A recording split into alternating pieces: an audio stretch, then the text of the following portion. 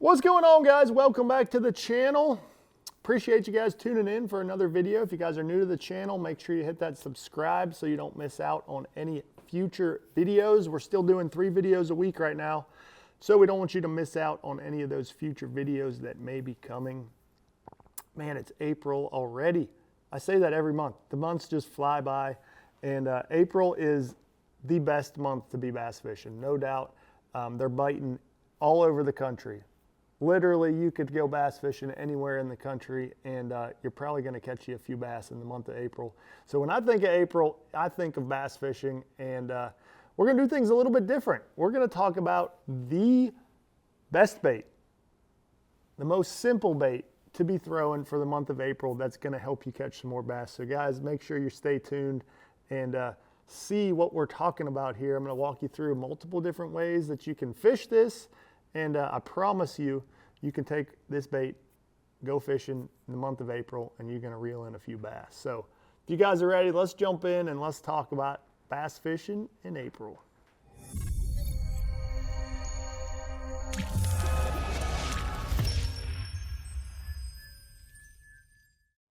Okay, so like I said, April is bass fishing month for sure. Literally, you could probably open up your tackle box and catch a bass on any bait that you own in the month of April.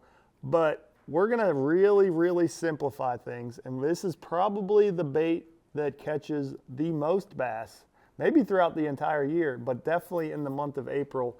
And that's gonna be as simple as it gets, and that's just a good old worm. A rubber worm, as the old timers say. So you got tons of different variations here, and we're gonna kind of dive into the nuances of each. But these all kind of fall into that category of a worm. So, you know, whether you're talking about a Cinco. Cinco is probably the most popular here as of late. Maybe not even as of late. I would say as of late, the Nico is winning more tournaments than the Cinco. But the Cinco catches bass all year, so we're going to start with him. And he can be rigged so many different ways. You know, you can fish a Cinco for pre-spawn fish. You can fish a Cinco for spawning fish. You can fish a Cinco for post-spawn fish. So any situation you may encounter in the month of April, you're able to throw a Cinco at that bass, and he is going to bite a Cinco. They cannot resist a Cinco. So probably the most common way that you see a Cinco rigged is going to be Wacky style, and that's basically taking, you know, a finesse style hook, small straight shank hook. Let's pull one out so we can show you guys what we're talking about here today. Okay, let's pull one off. These trocars come on this nice little clip that keep all the hooks nice and organized in the package. Okay, so now you have your, you can see that hook a little bit better. That is the Trocar TK137. I like the number 2 size. That's a perfect all-around hook for your Wacky worm and Nico, which we'll talk about here in a second. So basically the Wacky style is a weightless Cinco, and you just go right through kind of the center of the bait and throw him around weightless like that, and just allow that worm to do all the work, allow him to sink weightless. You know, he wiggles on the fall, catches bass all over the country. He skips well, so you can skip him under docks.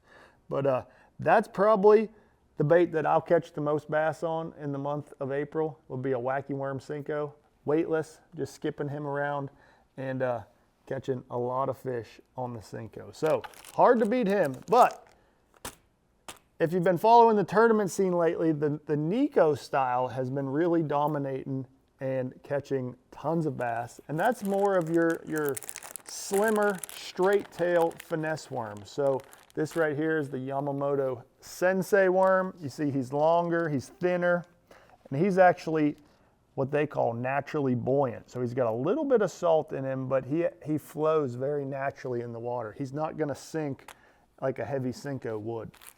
The other style that you see me, this is honestly kind of a sleeper. A lot of guys aren't throwing this worm right here. It's a little bit bigger profile. It's the Yamamoto cut tail worm. And this is the 7.75 inch, so this is a bigger profile, a big meal for those, you know, big female bass that you're maybe targeting in a tournament.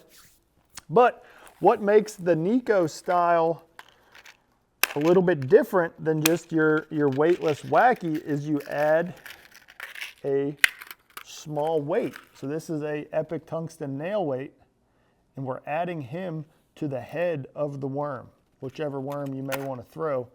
So you see this is the 1/16 ounce size.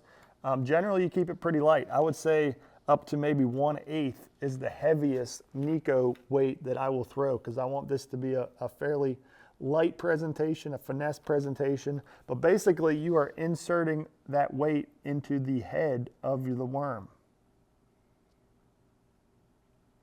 Like that. And now that weight is in the head of that worm, so he's going to fall head first. Obviously the weight is in the head, so he's going to fall head first now. Instead of, the Senko falls horizontally. So he's going to fall head first. It gives it a different action. Now, I like to use that same hook, that Trocar TK137, but the rigging is going to be just a little bit different. You want to make sure that your hook point is facing away from the weight.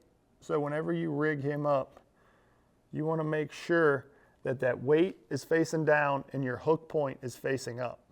Now, if you rig it backwards, you may find yourself losing some fish. So you always want to make sure that the weight is down and your hook point is facing up on the worm. That'll just help you hook up some fish a little bit better and land those fish. But that right there, the Nico style, very popular, and that's an excellent way to maybe fish a little bit deeper. And you can add, a weedless style hook, fish him in heavier cover, around docks, spawning bass, whatever it may be.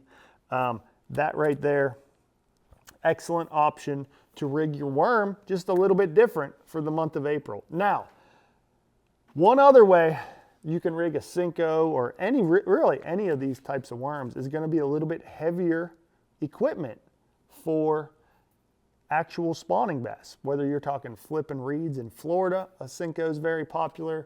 Whether you're talking, any lake you may be on, flipping some grass, some scattered cover for a spawning fish, you can take a flipping hook. Like this right here is the TK133. It's the Pro V Bend flipping hook from Trocar. But I'm taking him and a little bullet weight, like this is a 1/4 ounce flipping weight from Epic Tungsten, and you're rigging up your Senko or your worm on here and you're actually flipping it.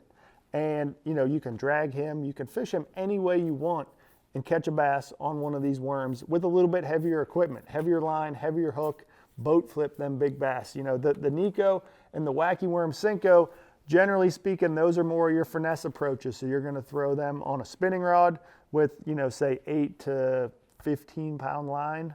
But you put on a flipping hook, you can throw up to 20, 25 pound line and flip around in the heavy cover and catch you some bass. So the worm is the deal in the month of April. So you got to be out there. You better be out catching some bass, but if you get out there, make sure you're throwing a worm. It'll help you catch a few more bass. So hopefully you guys learned something from this video.